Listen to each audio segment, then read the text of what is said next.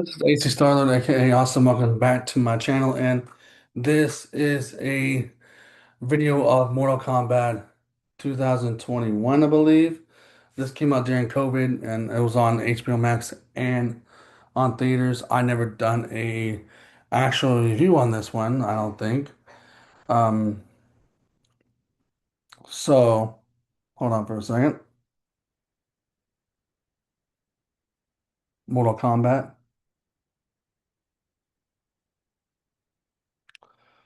2021. And this movie bases around a new character called Cole Young, and then you have Sub-Zero in it, Scorpion, Liu Kang, KO,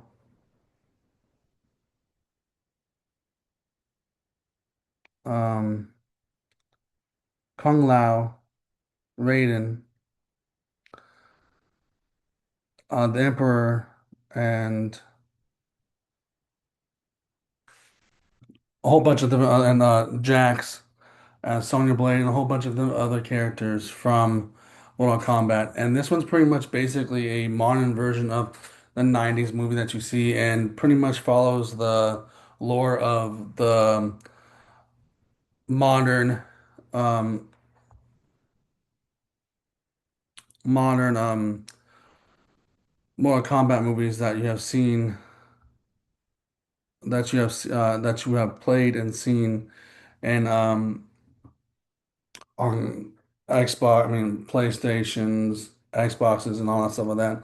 And this is a pretty different story because it's told by the character Cole Young, and I didn't really like that when I first saw it in theaters, and then after the second time I watched it was on Blu-ray, and I didn't like still didn't like it, but now that I watched it a couple of times now, he's a conduit. I mean, he's over there, but he's a conduit to bring back his great great grandfather Scorpion to face down Sub-Zero and later on in this movie, and you also get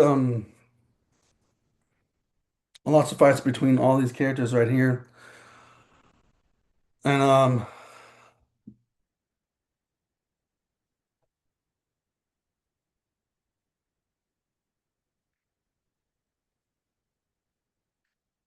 and these characters are iconic for the franchise just as much as Mario and Luigi have their iconic characters and what else from video game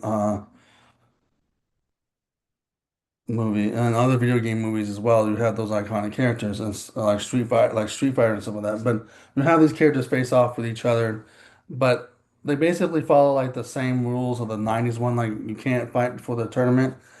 And they pretty much based off like,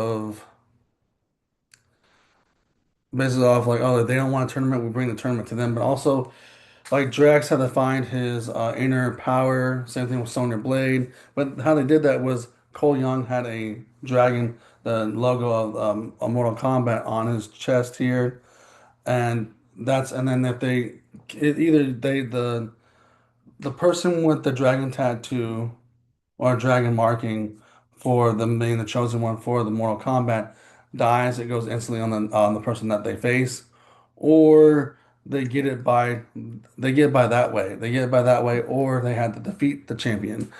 And Sonya Blade was the only one that wasn't chosen out of all these. And it's just the visual. Also, this movie is also visually stunning. Way Sub-Zero's powers work in this, as you can see, there's some snow behind here, and then Sub-Zero has that heat, and you have these guys right here behind Scorpion because they're the good guys, and Scorpion in this movie wants revenge, but the thing is, he works as a good guy for Raiden, and then Sub-Zero works as a bad guy. Now, I do love Scorpion and Sub-Zero separately. I love Sub-Zero more because I love ice powers. Don't get me wrong, I love fire powers. Kung Lao has fire powers as well for the good side. And it's just, this movie's fantastic. And you get the Emperor and Raiden. I'm surprised Raiden's not in this photo, but Raiden also helps in this movie as much, as very much so. But Raiden's more involved in the storyline in the 90s version. But this movie also has a lot of different things going on. I'm very excited for the second movie, but this movie just sets up like the origin stories of these characters and also um sets up pre um tournament because the second one I think is gonna be more tournament wise. Also having Johnny Blaze in there too, which they don't have in this. So in the original 90s version you have Johnny Blaze with um with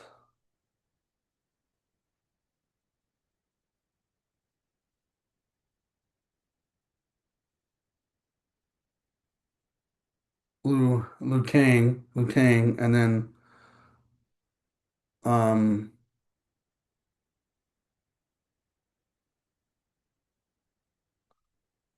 Liu Kang. Liu Kang is the one that has firepower, my bad. And then the Kung Lao is in here with the a hat that has blades.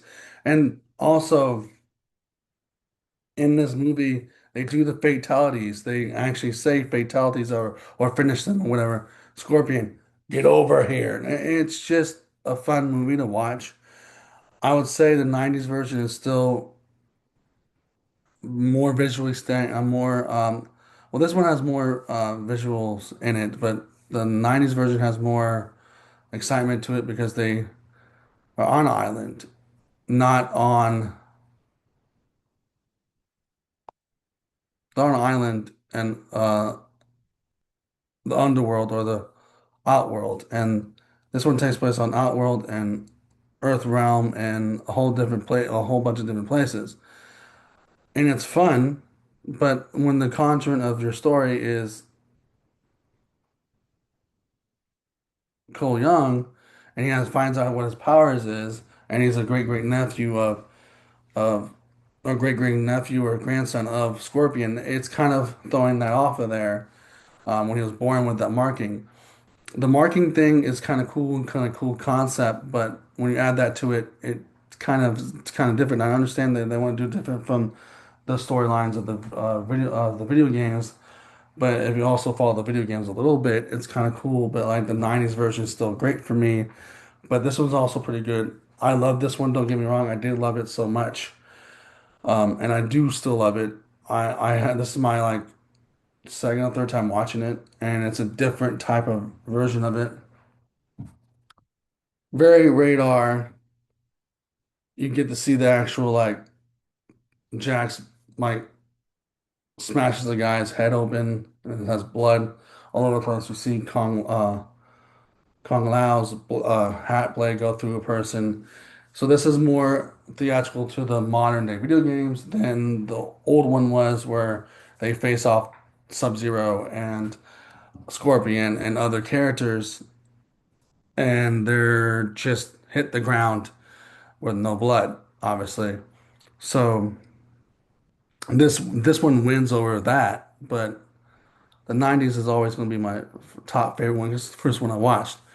And there's a sequel to that one. I might rewatch that one, do a review on that of the 90s version, but I'm excited for the sequel for this one. And this one, all I gotta say for this one. So, if you like this video, put a like, comment, subscribe, hit the notification bell, and deuces. Oh yeah, by the way, Mortal Kombat, you can tell, is my favorite franchise out of any video games. So.